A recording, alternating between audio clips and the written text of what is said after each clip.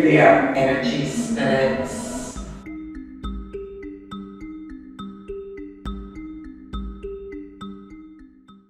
My mum has told stories from when I was 4 or 5 years old that I knew what people were getting for their Christmas. I knew where we were going before anything had been discussed, things like that. So it didn't really sink in until I moved in here 4 years ago. And I was in the kitchen one night and somebody was pulling my hair and I was in the house on my own. And I thought, what's that? Have I caught my hair on my label or something? But all the time there was somebody pulling my hair and it was a good pull. And I just started saying, stop doing that. It scared me for a bit because I thought, And I just said, stop doing that. I'm in the kitchen, there's hot water, there's hot pans, stop. And they would stop. And I thought, right, this is either my imagination or there's somebody here. I don't believe that any person can have this type of superpowers, but I can believe that some persons are actually gifted more than others, so depends from medium to medium. I don't believe any medium or psychic person. But People that I like to come for a reading most are the people who don't believe in it. Because as soon as you tell them something, they're like, how did you know that? I don't know, how did I know that? And it's the realisation that maybe there is something in this. One of my friends,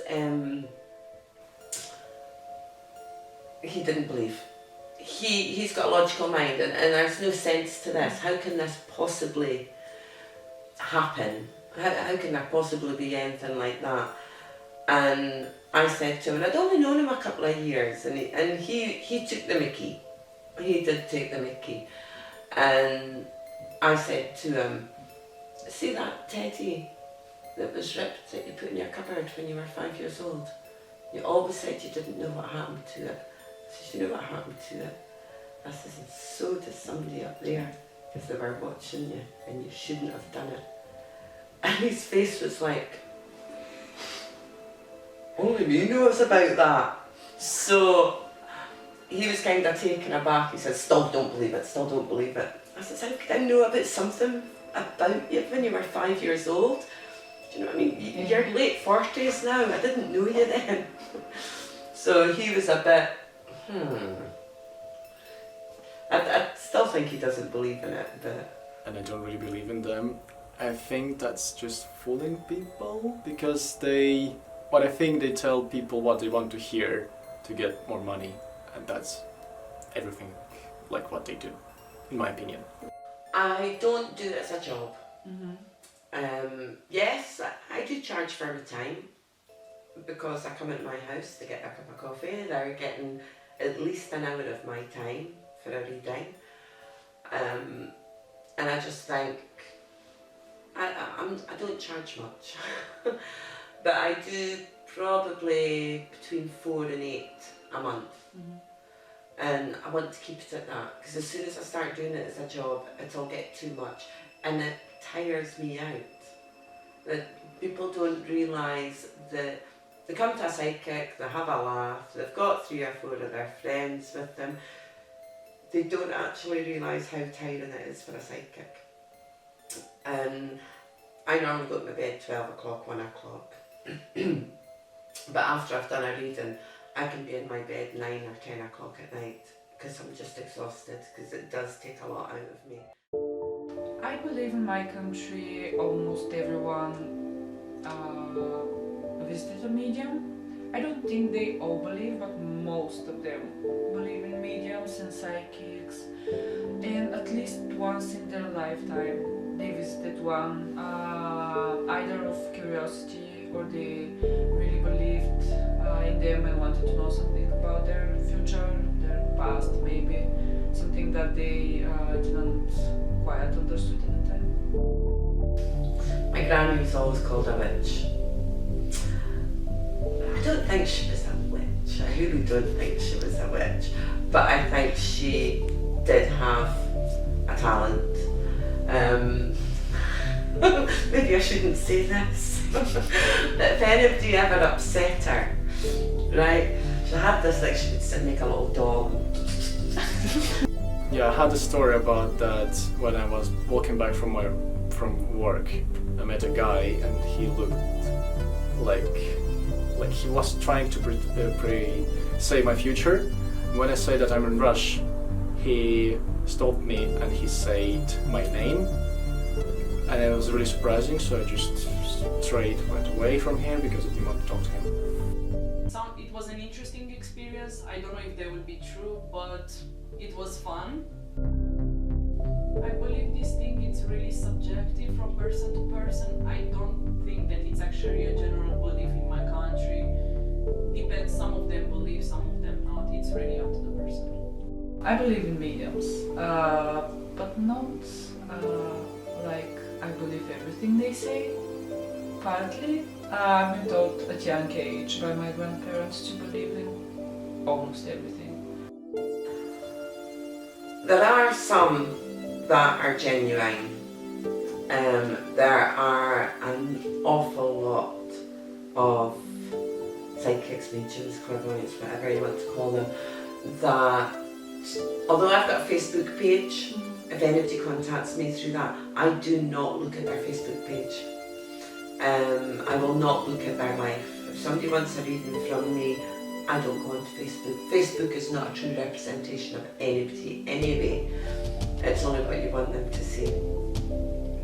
And I think some of these people that claim that they're psychic and send me £30 and I will draw 3 cards for you. No, if you're going to draw 3 cards, that takes 5-10 minutes. Draw your 3 cards, don't charge people for it. Even if it would be true that they can predict my future, I don't want to know my future because I make my future, not like anyone else. Because if you know your future, you will be expecting something to happen, like this will happen or something like that. For example, if this person would say me when I will die, I'll be like afraid of death or something like that. Maybe not everything they say is the way it will happen, but it's some guidance to what steps you should take and what steps you shouldn't. I went a couple of times already to tarot reading and I kind of know what it is about, so I don't feel actually the curiosity again to go.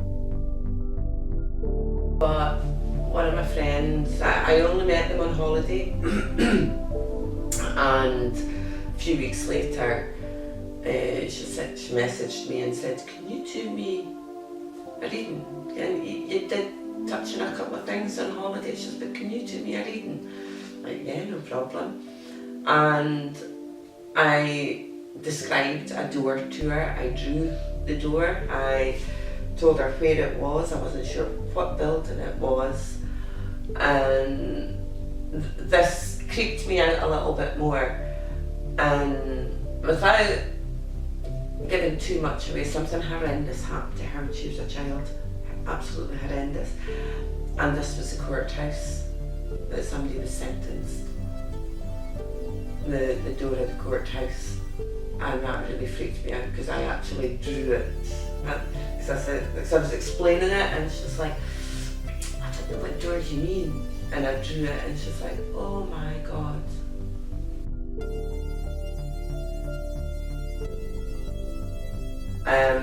I meditate for 15 to 30 minutes before I start a reading. And then once I finish the reading, I close my eyes and I envisage a rose, a fully bloomed rose, closing down to a bud. And once it gets to a bud, that's it, nobody else can come through. That's me closing off from them and they know they can't come. A lot of them are very respectful, some of them just want to speak regardless.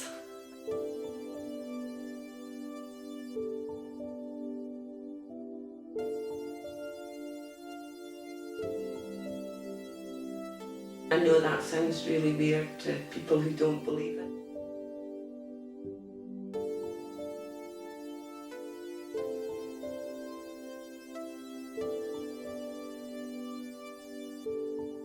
friend said if she'd have taken a photograph of me, I wouldn't have recognised myself.